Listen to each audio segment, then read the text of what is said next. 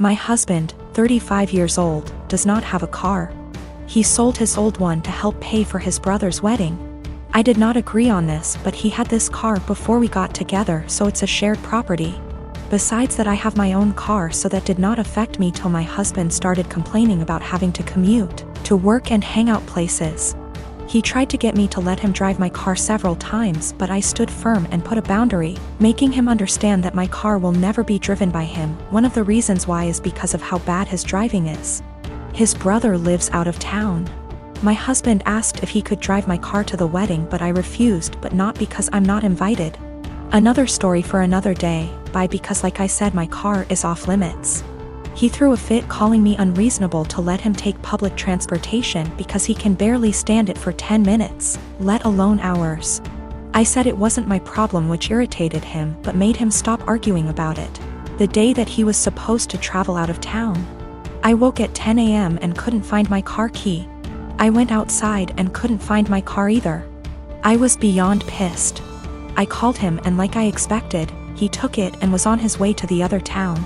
I lost it and told him I gave him no permission to take it for a whole 5 days, and said that if he won't turn around with it and come home, then I'd call the cops and report it missing. His response was, "You wouldn't dare do it 'cause you know what would happen." I hung up on him, then immediately called the police and told them about my situation. I did not tell them my husband took it because they'd think it's a family dispute and decide to not get involved. I just reported it missing. 2 hours later, I got a call from my husband saying he was back in town and was being held at our local police station. I went to the station and talked to the cops. My husband made a scene there, swearing over and over that I gave him permission to take it, and said I was acting out of jealousy and spite because he was going to attend a wedding that I was not invited to. I took my car and went home, but he had to stay a little longer. He came home in the evening and went on a rage fit about how I created an awful situation and almost caused him to miss his brother's wedding. He called me vindictive, bitter, and a lunatic to call the police on him and try to accuse him of stealing my car. He had to leave the same day to be able to be there with his family and decided to extend his stay, and he still hasn't gotten back yet. Right now his mom and brother are blasting me for what happened and calling me spiteful. I am expecting my first daughter with my husband in September. I grew up in a moderately religious household with pretty strictly defined gender roles. As in, since I was a girl, I had chores around the house while my younger brother did not have to do anything. I don't talk to my parents for a variety of reasons, going on year 5 now, so they do not know I am pregnant. Both my aunts and grandparents were very supportive of me leaving my household, and as such have been my main family. Being 6 months pregnant now, people have started to give gifts, and I am very grateful for them. We have decided that we don't want our daughter to be surrounded by pink everything with only girl things. So we have made a conscious effort to include traditionally boy outfits and toys like dinosaurs and cars. We have told people that any gender items would be accepted, and if it's getting too much pink, we have gone out to balance a bit, getting a green jacket or something. My younger aunt has taken great offense to this because boys are boys and girls are girls. And she is a very verbal and loud person and has let us know several times her opinions. She has 2 boys. At my baby shower, my older aunt gifted us a book called Goodnight Construction Site and a little stuffed truck. My younger aunt went on a tirade about how we are somehow making our daughter trans and not allowing her to be a girl. And she's a loud person, so of course her saying this was more like a yell. And in front of my very liberal in-laws who are very supportive of our choice. Pregnancy hormones took over, and I grabbed the toy, gave it to my younger aunt, and asked her what part of the penis was needed to operate this toy truck. She yelled that's not what she meant and left. The rest of the baby shower went fine, but it was a bit awkward after. Since then she has been blowing up Facebook, where a bunch of people agree with her that I am making my daughter trans, and have been telling me that I was an asshole. The rest of my think what we are doing is fine, but that I shouldn't have handled it that way. I do not care if she ends up loving pink and unicorns etc., we will get her them then. I just was trying to balance out the sheer amount of pink items we were getting from friends and family. Almost every single gift has been heavily pink or girl influenced, to the point where she would not be dressed in anything but pink if we did not go out and buy some more boy things. I also am generally not a person who argues. But I feel like a bit of an unholy because I intentionally said this as deadpan serious as I could and with the intent to embarrass her in front of our family members present. My delivery and question did have the intended effect and she went quite red before leaving. This was also the first transphobic comment I've ever heard out of her mouth. While we all grew up quite conservative, my older aunt coming out 27 years ago really changed my family's perspective. My grandparents have changed from what they previously viewed, and my aunt was always supportive of my other aunt. My younger aunt always wanted a girl. So I thought she was just trying to act out her fantasy girl with all her gifts and preferences.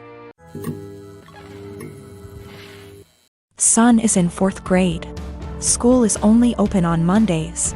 The rest of the week he is home with me. They don't do virtual learning during the rest of the week.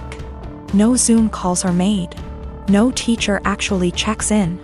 Homework at home is not to be sent back to the school, and instead they get a participation grade the following week if they tell their teacher they completed it. It's backwards, and your students aren't being graded for the work they actually do. Every Monday we get a new flyer in the mail asking for donations.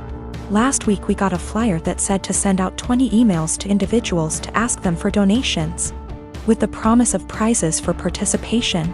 They also had other prizes on this flyer. Basically, the more people who donate using your name, the bigger the prize you get. My son wanted the headphones prize. Nowhere on the flyer did it say how many donations was needed. I called the school to ask and they said 12. I sent out the 20 emails. 14 people donated. The donation list was to be emailed to the school with the student ID, and we were to pick up the prizes this past Monday. Son was losing his mind excited because he got the 12 donations needed for the headphones.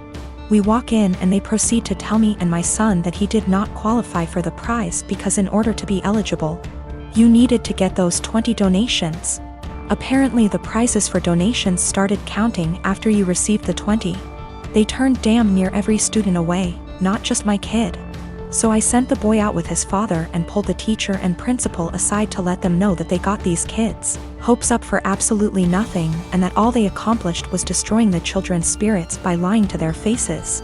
I then told them that I was told by the secretary that he only needed 12 donations for those headphones. They said, "Sorry you feel that way. This is just how things are right now due to COVID." So I responded with, "Oh, so lying to students and breaking their spirits is okay because of COVID? Failing to provide virtual learning for the rest of the week like other schools is okay because of COVID? Asking for donations when the kids are only here once a week must be okay, too, right?" I then walked out. Well, my son got the headphones in the mail today with a note from the superintendent that said, "I'm very sorry for the actions of the school system and the confusion formed around the donation drive. We are trying to work with the families, not turn them away. Please accept this as an apology. My son is over the moon. My husband says that I was being a Karen and that we should have just dropped it because it teaches our son that life isn't fair, and that I now look like an helicopter parent. I am 20 female, have recently moved out of my mother's house for college. I enrolled in scholarship. The other night, my mother wanted her, my younger brother, and I to have dinner together. It's been a while since we've spoken, and I'm afraid this might happen again. We were having a nice night, the dinner was delicious, and honestly, we were all having a good time. Eventually, we got onto the topic of how things were when I was younger. I made the comment on how her behavior when I was younger made me feel like I missed out on a lot of things as a child. She disagrees, and tells me that I'm being dramatic, and that my childhood was perfect. Quote, "I was lucky to have a mom who cared as much as she did. My mother gave birth to me when she was 18. My father walked out when I was young, due to a personal conflict between the two. So, she raised me on her own until I was 7. She met a guy, and they ended up having a kid together, my younger brother. He was a golden child to my mom. His father was only a temporary item, as he left as well, soon after. Although the father of my brother was still visible in his life, I didn't have anyone to look up to as a father figure. Eventually, my mom went through a phase of depression after they separated. She started to care less and less about her children, and more about her parties and men she wanted to sleep with. It ended up getting so bad that by the time I was 10, I was a full-time caretaker of my younger brother. With the exceptions of the weekends he was with his father. I started to cook, clean, do everyone's laundry, and take care of everything outside of the boundaries of my home. From ages 13 to 15 I began missing out and losing good friends because I wasn't able to participate in any activity related to anyone else. I didn't get a car or a phone until I was 18, and even then I wasn't allowed to leave my house. I graduated senior year with flying colors and ended up getting a scholarship to a really good college. I took this opportunity not only to focus on myself, but to also help my mother realize that I was not going to be around forever. When she found out I got the scholarship, she threw a fit and told me I wasn't allowed to leave my responsibilities here at home. I left a week after the conversation. I did make sure that my younger brother was safe with his second guardian at the time. My mother and I talked on some occasions but never really kept contact. We got together, and you know the story. She told me I am an asshole for saying that she never really took care of me or my younger brother. I told her that eventually, she will need to get help and stop victimizing herself. But I'm starting to feel guilty, and that maybe I was dramatic after all. I've officially decided that I no longer need my mother in my life at this point in time. I'm now going to only focus on myself and working towards a successful career in law. Of course, my mom won't take it well, but it won't really matter to her in the long run. Her children never really mattered to her. I'm going to stay in contact with my younger brother, though. I'm going to make sure that he doesn't possibly go through the same amount of trauma I did.